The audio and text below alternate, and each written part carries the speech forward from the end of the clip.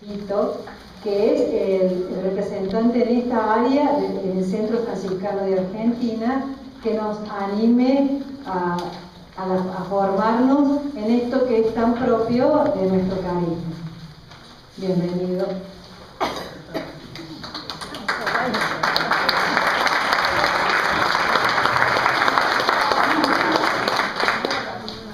Bueno, buenas tardes. Mientras voy terminando el mate, los saludo y les aclaro que, bueno, eso de representante del área de justicia y paz del Centro Franciscano me queda grande a mí y creo que le queda grande también un poquito al Centro Franciscano, porque por empezar es un área en formación ya de hace como un tiempito, hace más de un año, y este fraile que les habla es un fraile en formación también, así que no les va a hablar ningún experto, ¿no? Para empezar a entrar un poco con un tono quizás imaginativo al tema que vamos a tratar nosotros, dado que es un tema serio, pero no para ponernos furiosos o rígidos, ¿no? Vamos a empezar con un pequeño video tomado de YouTube, producido por la Generalitat Valenciana, por el gobierno de Valencia, y que nos pone un poquito a tono de lo que también los franciscanos tendríamos que hacer o vivir a nivel personal y a nivel fraterno en esto de JPIC, la justicia, la paz y la integridad de la creación.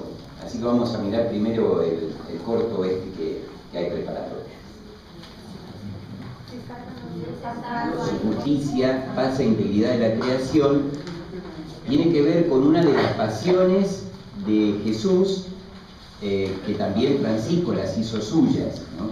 Y cuando digo pasiones de Jesús me refiero quizás un poco siguiendo a algunos biblistas que estudiaron en los evangelios cuáles eran las palabras más propias de Jesús, porque sabemos que los evangelios hacen como una interpretación de la vida de Jesús y que, a decir verdad, quizá Jesús no haya dicho todo lo que ahí aparece que en los evangelios que dijo, ¿no? Simplemente los evangelios tienen una finalidad de comunicar la fe, de transmitir un mensaje de fe, y por eso le han hecho decir cosas a Jesús. Pero hay algunos biblistas, me acuerdo en este momento de un alemanote, para variar, ¿no? Un tal Joaquín Jeremías, que él hizo un estudio de cuáles serían las palabras más originales que hayan salido de la boca de Jesús. Y de esas palabras originales, Joaquín Jeremías, entre varias, identifica a dos. Una, Abba, Padre, ¿no? Jesucristo ha venido a transmitirnos la buena noticia de que Dios es Padre, es Abba, un Padre entrañable, un Padre con ternura, un Padre que es Madre a la vez, ¿no? Y también la otra palabra es reino, creo que es Malkuta Yahvé, algo así, es la expresión, ¿no es cierto? Reino. Jesucristo era el que venía, digamos, a hacer realidad la presencia de una intervención de Dios, que era un proyecto, un sueño de Dios para con todos los hombres, y ese sueño tenía un nombre, el reino.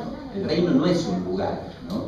El reino es una situación nueva, una situación nueva que tiene que ver con el proyecto, con el sueño de Dios desde toda la eternidad, que quiere vida y vida digna para todos, para el hombre y para todo lo que existe, para todo lo que ha salido de su mano. Y Jesucristo, en uno de los evangelios, en el Evangelio de Mateo, en el capítulo 6, versículo 33, creo, dice esta expresión: busquen primero el reino de Dios y su justicia, y lo demás se les dará por añadidura, ¿no? Y me da la impresión que a veces nosotros andamos medio perdidos, ¿no? En lo que buscamos, desde la iglesia, capaz que también desde la familia franciscana, y nos perdemos de vista por ahí esta búsqueda elemental, primaria, según dice Jesús, y fundamental, que es la búsqueda del reino. Y el reino como el sueño, el proyecto de Dios de una vida digna para todos, para todas y para todo lo que existe, ¿no? Y bueno, vamos a ir leyendo para que se entienda mejor. Desde que el Señor llamó a Francisco a la conversión en 1205, conduciéndolo entre los leprosos de las márgenes de Asís, hasta su muerte en 1226, toda su vida evangélica estuvo en sintonía con la justicia, la paz y la integridad, o dicho de una manera semejante, el cuidado o la salvaguarda de la creación. Dios había impregnado a Francisco del Espíritu Santo para poner en práctica el consejo de Jesús: busquen primero el reino de Dios y su justicia. Francisco se descubrió llamado a ser buscador, constructor, servidor del reino, al que Jesucristo había consagrado su vida, su predicación y su misterio pascual. Así detectamos, ¿no?, estas notas en Francisco y sus compañeros. Sirvieron a los excluidos de su tiempo, los leprosos, limpiando sus llagas y acompañándolos, como que eran personas despreciadas, temidas y por tanto necesitadas de mucho amor. Procuraron vivir en paz consigo mismos y experimentar la misericordia de Dios para estar dispuestos a reconciliar a los enemigos. En esto, ojalá que nunca nos olvidemos, ¿no?, de lo que nos enseña, ¿no?, la vida de Francisco, transparentada en lo que él hizo en esas cruzadas, ¿no?, a las cuales fue a dialogar con el sultán Melek el Camel, ¿no?, y también lo que cuentan las florecillas, leyendas, ¿no?, dignas de lo que Francisco fue y de lo que Francisco hizo, como la leyenda del lobo de Gubbio y de cómo trató a los bandidos, ¿no?, que habían ido a pedir limosna a su casa. Esto en el rubro, ¿no?, en el ítem procuraron vivir en paz. Y bendecían al Creador por la existencia de las más diversas criaturas. Una acción de gracias que se hizo en poesía y canto, en el canto de las criaturas, que Francisco empezó a componer 1 o 2 años antes de su muerte. Estas 3 actitudes llegaron a ser aspectos esenciales, rasgos distintivos de los hombres y mujeres que a lo largo de 8 siglos han descubierto el llamado de Dios a mantener vivo el carisma evangélico franciscano. Pero con el desarrollo de la doctrina social de la Iglesia desde fines del siglo XIX, y más aún con el Concilio Vaticano II, estamos celebrando en este año de la fe el 50 aniversario de su apertura, ¿no?, los cristianos nos damos cuenta que estas 3 actitudes son valores del reino que Dios nos urge encarnar a todos, si de verdad seguimos a Jesucristo. En uno de los documentos del concilio, la Constitución sobre la Iglesia en el mundo actual, llamada Gaudium et Spes, comienza diciendo: los gozos y las esperanzas, las tristezas y las angustias de los hombres de nuestro tiempo, sobre todo de los pobres y de cuantos sufren, son a la vez gozos y esperanzas, tristezas y angustias de los discípulos de Cristo. Desde que el Hijo de Dios se encarnó, pasó por este mundo haciendo el bien, entregó su vida en la cruz y resucitó, el reino de Dios y la salvación pasan por la transformación de la historia. En la historia conducida por el Espíritu va creciendo el reino de Dios, a cuyo servicio está la Iglesia. Por eso, justicia, paz e integridad de la creación, llamamos JPIC, son actitudes que nos ponen en camino de escuchar al mundo, leer los signos de los tiempos, estando dentro del mundo, participando de sus gozos y preocupaciones, sobre todo de los más empobrecidos y sufridos. Por eso la Iglesia debe ser un éxodo hacia la periferia. Asumir los anhelos, valores, clamores y logros del mundo: libertad, igualdad, participación, pluralismo, democracia, preocupación por la justicia, por el medio ambiente. Ofrecer una práctica evangélica basada en el testimonio de vida, en el servicio, la colaboración y la solidaridad. Y todo esto para transformar el mundo según los valores del reino.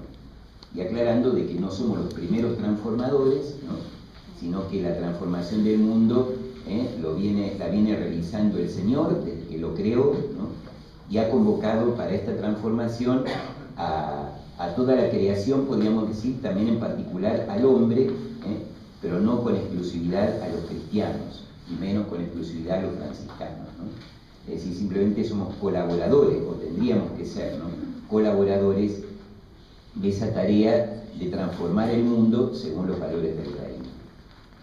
El último voto del Concilio Vaticano II, que aparece en el final de la Gaudium et Spes, consistía en la creación de un organismo eclesial universal que promoviera la justicia y la paz en el mundo según el Evangelio y la doctrina social de la Iglesia. El Papa Pablo VI, una vez que terminó el concilio, crea este organismo en 1967, y actualmente se llama Pontificio Consejo, Justicia y Paz.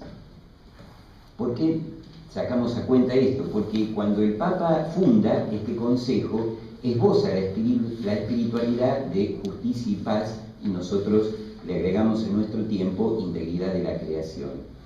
Y esa espiritualidad consiste en esta frase, ¿no?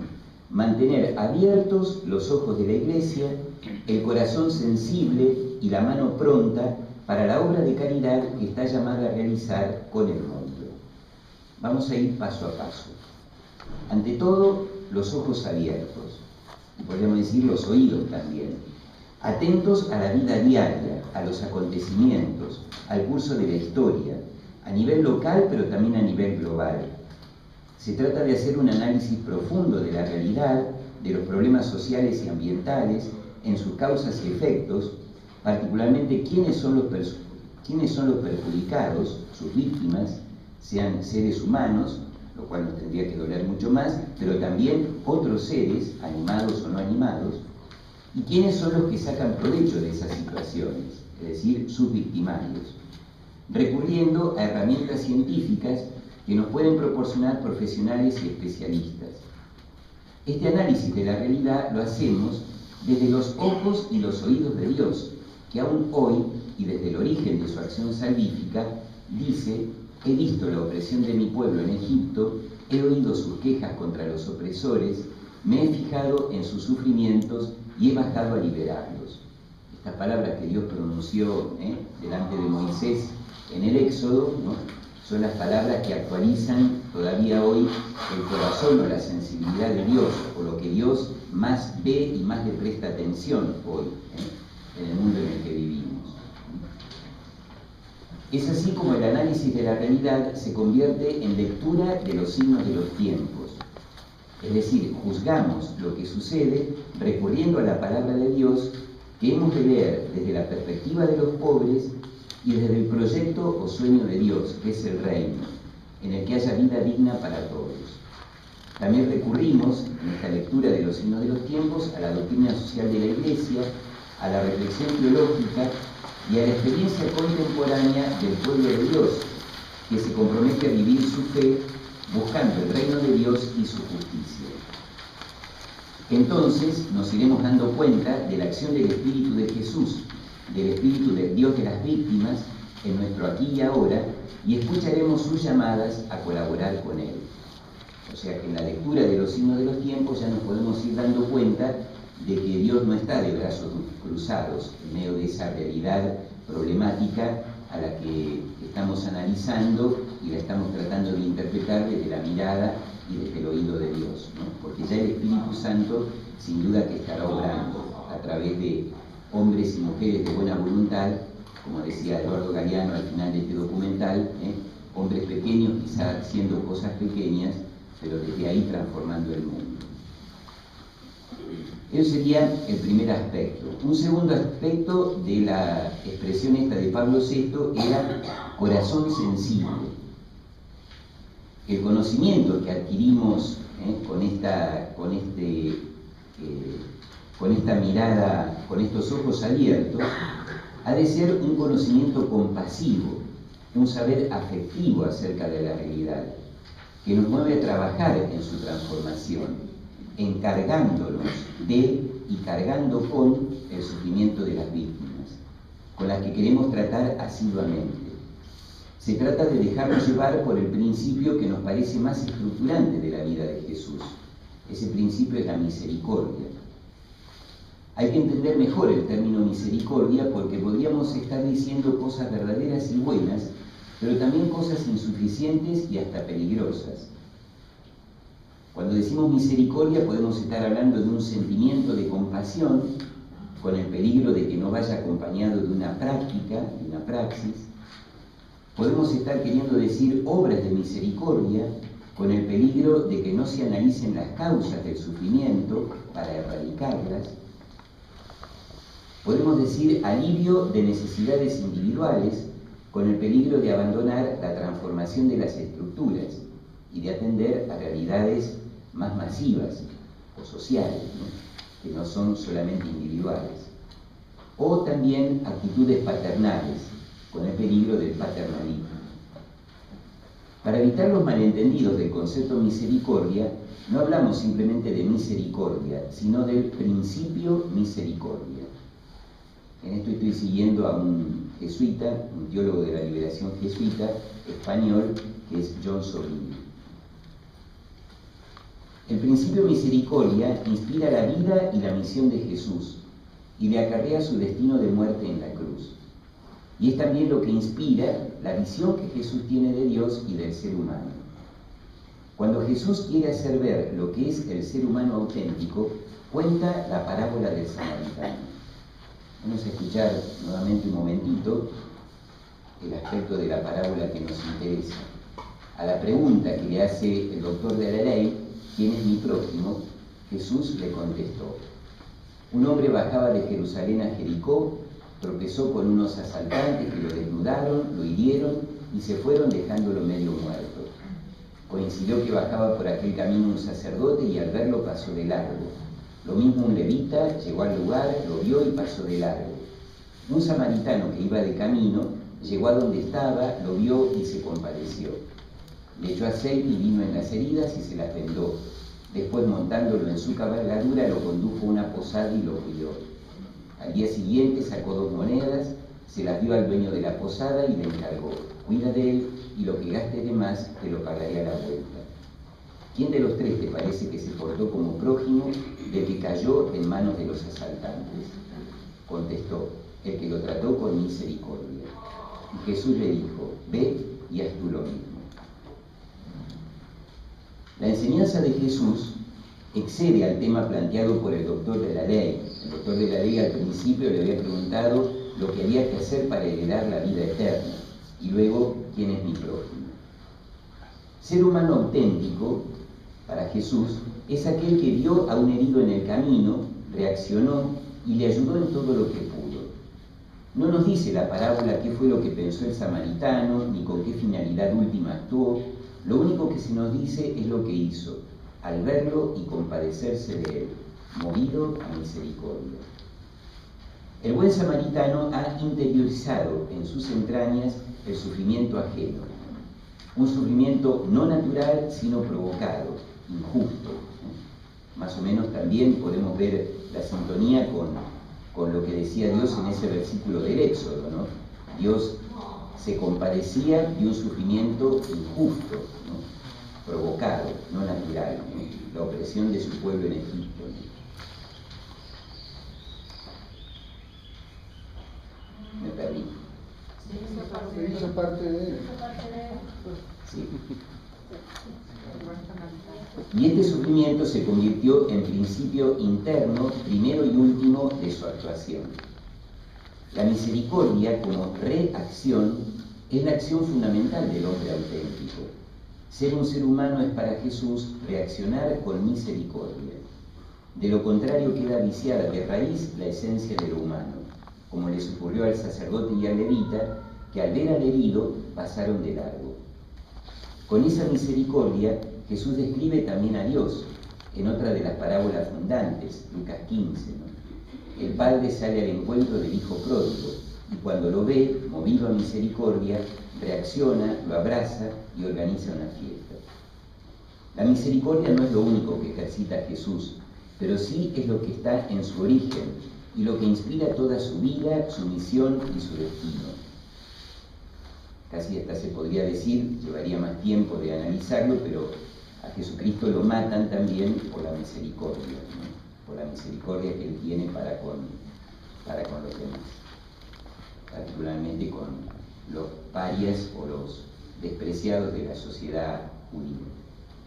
Como trasfondo de la actuación de Jesús, siempre aparece el sufrimiento de las mayorías, de los pobres, de los débiles, de los privados de dignidad, ante quienes se le conmueven las entrañas. Entonces, misericordia es una específica forma de amor, el amor activo, que surge ante el sufrimiento ajeno, injusto, para erradicarlo, por ninguna otra razón más que la existencia misma de ese sufrimiento, y sin poder ofrecer ninguna excusa para no hacerlo. Según Jesús, sin misericordia no hay hombre ni Dios. La misericordia es lo primero y lo último. No es simplemente el ejercicio de las llamadas obras de misericordia, aunque pueda y deba expresarse también en estas. Es algo mucho más profundo. Es una actitud fundamental ante el sufrimiento ajeno, en virtud de la cual se reacciona para erradicarlo, por la única razón de que existe tal sufrimiento y con la convicción de que en esa reacción se juega sin escapatoria posible el propio ser, o el ser de Dios o el ser del hombre. El siguiente paso, ¿no?, de esta frase: ojos abiertos, corazón sensible, mano pronta, para la obra de caridad que la Iglesia está llamada a realizar en el mundo. La caridad es el amor de Dios que hay que hacer presente aquí y ahora. Especialmente es la caridad política o social, como le llamaba el Papa Pío XI, ¿no?, allá por el lejano año 1927, que ha de buscar eliminar las causas de la injusticia, la violencia, la degradación del medio ambiente, mediante una acción transformadora de las estructuras de pecado, a las que se refería Juan Pablo II. De manera que, como vemos, ¿no?, la caridad política o social, ¿no?, busca la eliminación, la erradicación de las causas, y en eso se encuentra con la misericordia, ¿no?, que en definitiva la misericordia la definíamos como la reacción ante el sufrimiento ajeno que hacemos nuestro, y esa reacción lleva o busca la erradicación, ¿no?, de las causas del sufrimiento. La misericordia, o la caridad política podríamos decir también, le señala a la Iglesia cuál es su lugar, que es fuera de sí mismo. Es el lugar de las márgenes del camino, allí donde acontece el sufrimiento humano, más cerca o más lejos, sobre todo el sufrimiento masivo, cruel e injusto. Y podríamos extender incluso donde acontece no solamente el sufrimiento de los hombres, sino el sufrimiento también del medio ambiente. Jesús descentra al doctor de la ley, quien centrado en sí mismo pregunta: ¿quién es mi prójimo?, esperando que haya un prójimo que se acerque a él, ¿no? Jesús lo invita a desplazarse con otra pregunta: ¿quién se portó como prójimo?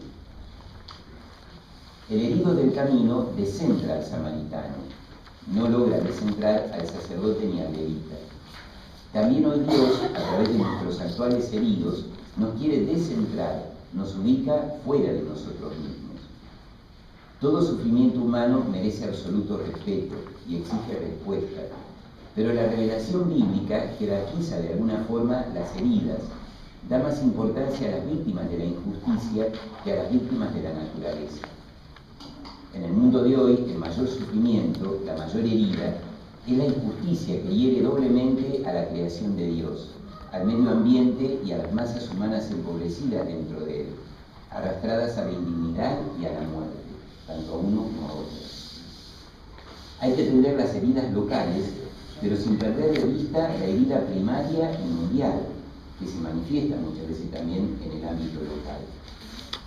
Y no perder de vista esta herida primaria y mundial por su magnitud, y también para hacernos cargo o denunciar algún grado de corresponsabilidad local con esa herida, que posiblemente casi con seguridad se manifiesta también en nuestra localidad, en nuestra cercanía, ¿no? La injusticia de que haya gente empobrecida, no pobre solamente por casualidad, sino empobrecidos por el sistema injusto, y la injusticia de que haya un medio ambiente degradado, ¿no?, y explotado. A la Iglesia le cuesta reaccionar con misericordia, y mucho más mantenerse en ella, ser consecuente con la misericordia hasta el final. Fácilmente pierde de vista la supremacía del reino de Dios por encima de ella misma. Es la tentación del ver y pasar de largo, ver y no querer ver, del sacerdote y del levita. Y cuesta mantener la misericordia, sobre todo cuando por defender al herido hay que enfrentarse con los habitualmente olvidados de la parábola, los asaltantes, y cuando estos reaccionan más todavía. En este mundo se aplauden o se toleran o se premian las obras de misericordia, pero no se tolera a una Iglesia inspirada por el principio misericordia. que la tendría que llevar a denunciar a los salteadores que producen víctimas, a desenmascarar la mentira con que cubren la opresión y a animar a las víctimas a liberarse de ellos. Los salteadores del mundo antimisericordioso toleran que se curen heridas, pero no que se sane de verdad al herido, ni que se luche para que éste no vuelva a caer en sus manos. Por eso, las amenazas, los ataques, la persecución, son las señales a las que se arriesga una iglesia que reacciona con el principio de misericordia, más allá de las obras de misericordia. En América Latina existe una iglesia que practica las obras de misericordia, pero no acepta regirse por el principio de misericordia. Y existe otra iglesia inspirada en este principio que la lleva a propiciar aquellas obras, pero también la lleva, como a Dios y a Jesús, más allá de las obras de misericordia. Entonces, practicar la misericordia es también tocar los ídolos, los dioses olvidados pero no superados, que siguen bien presentes aunque encubiertos. Al respecto de estos ídolos, a los que habría que tocar, y muchas veces no se los toca, les leo un pedacito de algo escrito por Pablo Richard, ¿no? Otro teólogo de la liberación chilena, que habla de la teología de la liberación diciendo que se trata de una teología con espíritu. La teología de la liberación se definió desde un principio como la teología que nace del encuentro con el Dios de las víctimas, con el Dios de los pobres, al interior de una práctica de liberación. En este encuentro el obstáculo fundamental no era el ateísmo, sino la idolatría, que es perversión del sentido de Dios o sustitución de Dios por otros dioses. Esta idolatría la descubríamos sobre todo en las estructuras de dominación, pues es la idolatría lo que hace posible que el opresor oprima con buena conciencia y sin límite alguno. Nos referimos a la idolatría del poder, a la idolatría del dinero, la idolatría que transforma a los sujetos, que son personas, en cosas, y a las cosas, sea las mercancías, el mercado o la tecnología, en sujetos. En este sentido, la idolatría es la raíz del pecado social. Nuestra cercanía incluso pudo llegar a ser mayor con los ateos que con los opresores idólatras. Incluso en nuestra espiritualidad descubríamos la necesidad de pasar por un cierto ateísmo en la ruptura con los ídolos y la búsqueda oscura del Dios viviente. El ateísmo de negar o de no creer en un Dios que mantiene, podríamos decir, las cosas como están, en un Dios que no busca la transformación del mundo y en un Dios que no es sensible, ¿no? Y no actúa frente a las injusticias de este mundo, ¿no? En ese Dios no estamos obligados, por supuesto, ni mucho menos a creer. Eso respecto de la misericordia que toca ídolos, ¿no? Y eso es lo que molesta, ¿no?, a los salteadores del mundo antimisericordioso en el que vivimos, ¿no? Entonces es cuando se hace existencialmente inevitable la opción por mantener la misericordia como lo primero y lo último. A nuestros obispos, Oscar Romero en El Salvador, asesinado en 1980, y Enrique Angelelli en La Rioja, asesinado en 1976, mantenerse en el principio de misericordia, ser consecuentes con él, los llevó a arriesgar su prestigio eclesial, su fama, su cargo de obispos y su propia vida. También arriesgaron la subsistencia de sus instituciones eclesiales con capturas, expulsiones, asesinatos de sacerdotes, religiosas y catequistas. Nuestros hermanos franciscanos, Carlos de Dios Murias en el Chamical, asesinado en 1976, y Carlos Bustos, franciscano capuchino desaparecido en Pompeya en 1977, sufrieron la soledad, la incomprensión de parte de la Iglesia y de nuestra familia, la desaparición y el asesinato por mantenerse y ser consecuentes con la misericordia. Al mismo destino de martirio, esta vez por la defensa del medio ambiente en la Amazonia brasileña, caminaron el sindicalista y político Chico Méndez, asesinado en 1988, y la hermana Dorothy Stam, asesinada en 2005. En nuestros días, la palabra samaritano suena bien, desde que Jesús puso al extranjero cismático, hereje, pero misericordioso, como ejemplo. Es decir, hoy ser samaritano es ser una buena persona. Pero en aquel entonces, cuando la dijo Jesús, cuando lo ponía Jesús como modelo, sonó muy mal. Y por eso la usó Jesús, para poner el acento en la supremacía de la misericordia por encima de concepciones religiosas tan centradas en la ley y en el templo, y para desnudar a los religiosos ortodoxos de los sin misericordia. Hasta ahí esta expresión de Pablo VI, ¿no? Para describir un poco en qué consiste la espiritualidad jotaquí. Pablo VI nos proponía mantener ojos abiertos, corazón sensible, mano pronta. Se trata de que partamos sin demora, ¿no? Como María, como los primeros apóstoles, llamados por Jesús, para recorrer un camino de conversión. En este camino podemos descubrir un impulso de Dios en 4 dimensiones, que aparecen esbozadas en el profeta Miqueas, capítulo 6, especialmente en el versículo 8, que dice: ya se te ha dicho, hombre, lo que es bueno y lo que el Señor te exige, tan solo que practiques la justicia, que ames de verdad y con ternura, y que camines humildemente con tu Dios. Seguimos en esta exposición a Donald Dorr, para quien la espiritualidad sería como un taburete de 3 patas. Las 3 partes del versículo de Miqueas, que tienen que ver con 3 conversiones diferentes y complementarias, necesarias en nuestra vida. Caminar humildemente con tu Dios, como termina, ¿no?, este versículo, consiste en la conversión religiosa o personal, la relación personal con Dios que me ama profundamente. Amar de verdad y con ternura es la conversión moral o interpersonal. Abrirme e interesarme por las personas que me rodean en mi familia, en mi fraternidad, en mi iglesia.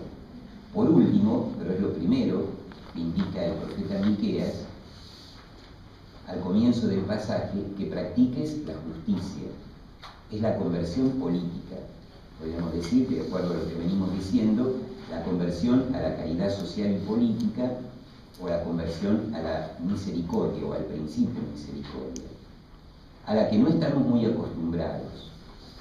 Al respecto, aunque no estemos muy acostumbrados a esta conversión política, sin embargo, les cito también, aunque no en la copia que ustedes tienen, que es curioso que particularmente a los fieles laicos y laicas, el documento conclusivo de Aparecida, en el 210, antes de hacer referencia a la acción pastoral que los laicos y laicas tienen en la Iglesia, que sin duda la tienen, eso está en el 211, les recalca que su misión propia y específica se realiza en el mundo, de tal modo que con su testimonio y su actividad contribuyan a la transformación de las realidades, ya sea transformación de las estructuras de pecado, o erradicación o eliminación de las causas de la injusticia, y la creación de estructuras justas según los criterios del Evangelio. Interesante ese aspecto. Se trata de conocer nuestro mundo en sus estructuras injustas, en las que hay víctimas y victimarios, y colaborar para cambiarlo en reino de Dios. Una 4ª dimensión agregamos hoy a las 3 que Dorr, allá por los 80, describía antes de la actual crisis medioambiental: la conversión ecológica, el cambio de nuestras actitudes hacia las demás criaturas y de nuestro estilo de vida, diría, ¿no?, según el documental de Homo consumus a Homo responsamus. Esbozado también al comienzo del capítulo 6 de Miqueas, cuando Dios llama a la creación para juzgar a su pueblo, como hoy también la creación nos está juzgando. Veamos ahora qué aspectos abarca esta dimensión JPIC de nuestra vida franciscana y ante todo cristiana. Justicia son todas las cuestiones relacionadas con la justicia social, el trabajo, la exclusión social, la justicia internacional, el desarrollo integral de los pueblos, la erradicación de la pobreza, la ética en los sistemas económicos y financieros, la justicia ambiental, que hace visible la conexión entre la crisis ambiental y la crisis de la pobreza, buscando el trato justo por el que ninguna población debería estar obligada a asumir una cuota desproporcionada de exposición a los peligros medioambientales por carecer de poder político o económico. Dicho en otras palabras, hoy la crisis medioambiental tiene como víctimas no solamente al propio medio ambiente dañado y explotado, sino que muchas veces se manifiesta la crisis medioambiental en los más pobres también, ¿no? La justicia medioambiental intenta, ¿no es cierto?, que haya un trato justo, ¿no?, y ninguna población tenga que estar expuesta por carecer, ¿no?, de poder político o económico. La paz. Los problemas relativos a la guerra, al desarme, a los armamentos y al comercio de armas, a la seguridad internacional y a la violencia bajo sus diversos y cambiantes aspectos, fija también su atención en los sistemas políticos y en el compromiso de los católicos en el campo político. Derechos humanos, que son aquellas libertades, facultades, instituciones o reivindicaciones relativas a bienes primarios o básicos que incluyen a toda persona por el simple hecho de su condición humana, para la garantía de una vida digna, sin distinción alguna de etnia, color, sexo, idioma, religión, opinión política o de cualquier otra índole, origen nacional o social, posición económica, nacimiento o cualquier otra condición. Hay derechos de primera generación, son los derechos civiles y políticos, vinculados con el principio de libertad, al cual los argentinos somos particularmente en este tiempo muy sensibles. Exigen de los poderes públicos su no injerencia en la esfera privada. Los derechos de segunda generación son los derechos económicos, sociales y culturales, vinculados con el principio de igualdad. Exigen la intervención de los poderes públicos, pero esta vez a través de prestaciones y servicios públicos, o un ordenamiento del ámbito privado que no dañe y al contrario que contribuya al bien común. Y los derechos de tercera generación, que se vinculan con el principio de solidaridad e influyen en la vida de todos a escala universal. Y por eso precisan para su realización una serie de esfuerzos y cooperaciones a nivel planetario: el derecho a la paz, a la calidad de vida, al ambiente sano, etc. Abarca también la ecología, y acá hacemos un poquito de historia. La primera conferencia de Naciones Unidas sobre ecología se celebró en el 72 en Estocolmo. En los años 80 fue creciendo la preocupación social e internacional por el medio ambiente y alcanza un punto álgido en 1992, en la conferencia de Río de Janeiro sobre ecología y desarrollo sostenible. En el pasado junio de 2012 se realizó una nueva conferencia de las Naciones Unidas y en paralelo con la Cumbre de los Pueblos Río +20, en busca de nuevos acuerdos internacionales para la erradicación de la pobreza y el desarrollo sostenible, es decir, un desarrollo que no sea solo económico, sino verdaderamente humano, integral y no contaminante. Lamentablemente, esa conferencia del 2012 no tuvo el éxito que se esperaba y ha sido de verdad un fiasco. Estamos en un statu quo a nivel de política internacional en torno al cuidado del medio ambiente y al desarrollo sostenible. A nivel ecuménico, el Consejo Mundial de las Iglesias ha ido relacionando los problemas ecológicos con los de la justicia y de la paz, popularizando la expresión integridad de la creación.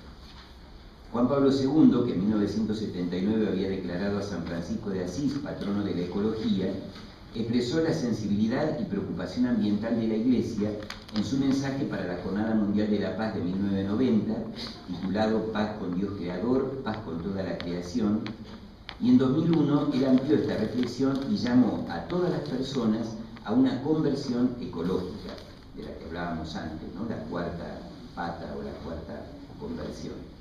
Porque la crisis ecológica es una crisis moral, es decir, tiene que ver con nuestro comportamiento personal y social desaprensivo y destructor hacia la naturaleza.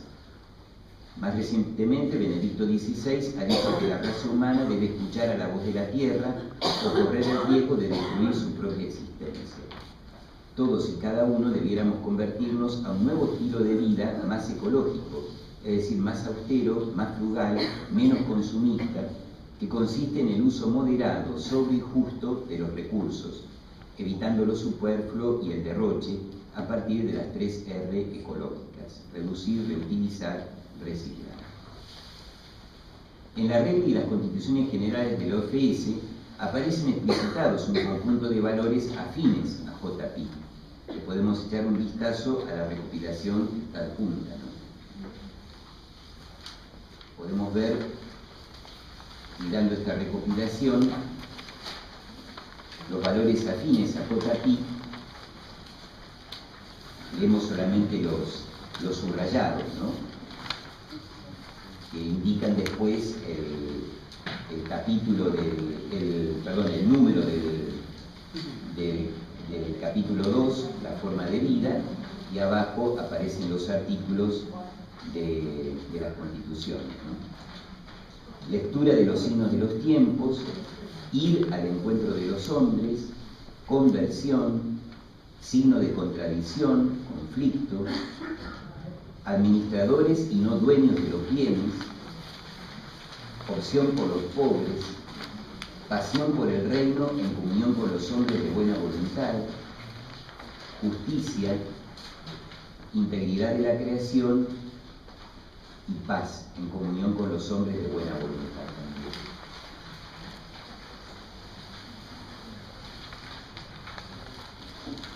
Como hemos empezado tarde, no sé si habrá tiempo ahora para un trabajo por regiones.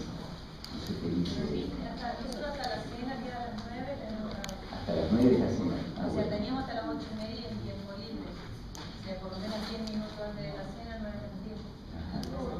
Bueno, si se animan.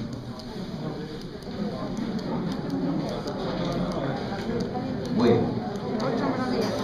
la idea que les propongo es un trabajo por regiones, ¿no? Que, como dice ahí, ¿no?,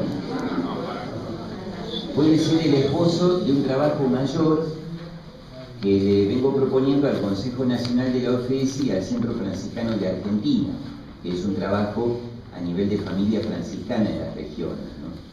Pero podríamos intentar un esbozo de ese trabajo ahora, ¿no? Se trata de que cada región realice un discernimiento fraterno acerca de algún problema social y o ambiental, local o regional.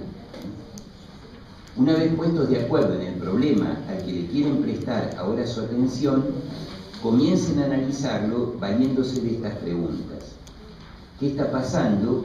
¿Por qué pasa esto? ¿Quiénes son los perjudicados, sus víctimas? ¿Quiénes son los que sacan provecho de esas situaciones, sus victimarios? ¿Qué respuestas locales se están tratando de dar desde instituciones eclesiales, organizaciones no gubernamentales o gubernamentales? Se trata en esto de intuir, descubrir la acción del Espíritu de Dios, que sopla donde quiere y como quiere, desde un sector social, desde un gobierno, desde nuestra iglesia o desde otras religiones. Imaginarnos qué dice Dios sobre lo que está pasando y nosotros qué deberíamos hacer. Y en este qué deberíamos hacer, aunque hoy no figura tampoco en el apunte que tienen, les pediría que puedan imaginar una secuencia de no menos, diría yo, de 10 pasos concretos para dar, acerca de cómo abordar esta problemática, ¿no? Es decir, tratar de ver cómo nos encarnamos, ¿no?, en esta problemática que queremos atender. ¿Qué pasos daríamos, ¿no?, secuenciarlo, ¿no?, como fraternidad regional, como fraternidad local, cómo comenzaríamos a intervenir o a querer informarnos mejor, al menos, ¿no?, de la cuestión problemática a la que queremos atender, ¿no?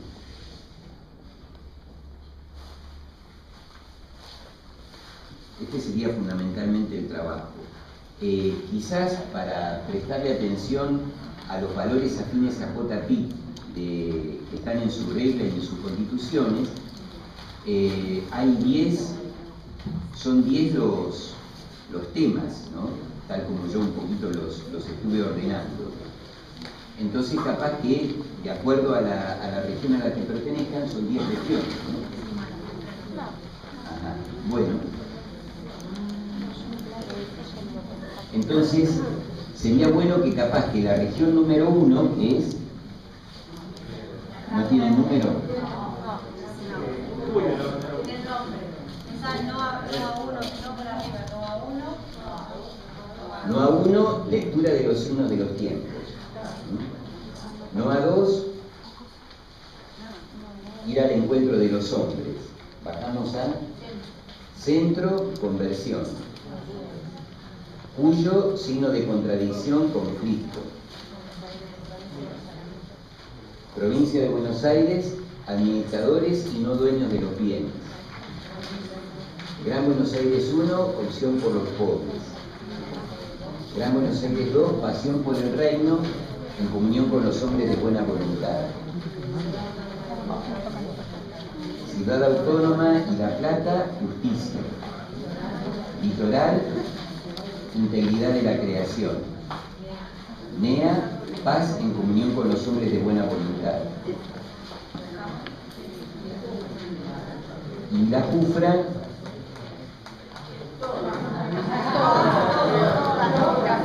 el que quiera.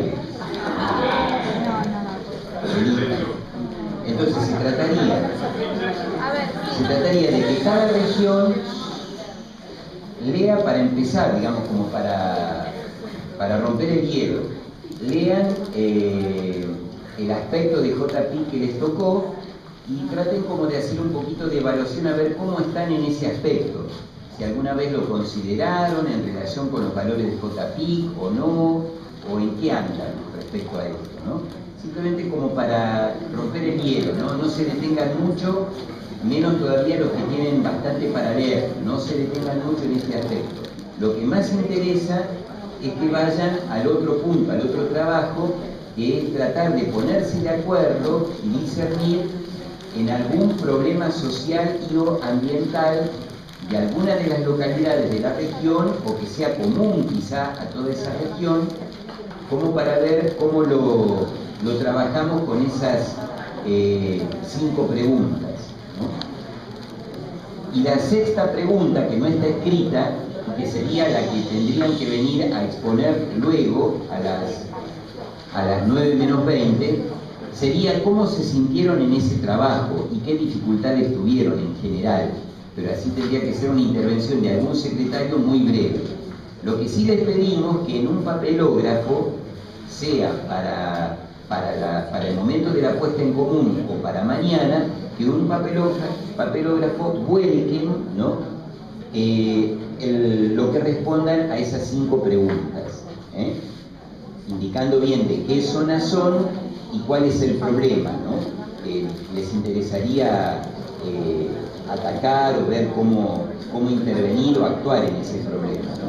Y luego, resumidamente, cada una de las 5 preguntas en ese afiche, como para que después quede expuesto y los hermanos de las distintas regiones puedan mirar un poco por dónde anda la búsqueda de la OFS de implicarse en JP. Una consulta. Las regiones que se van a separar, ¿hay una persona que tenga computadora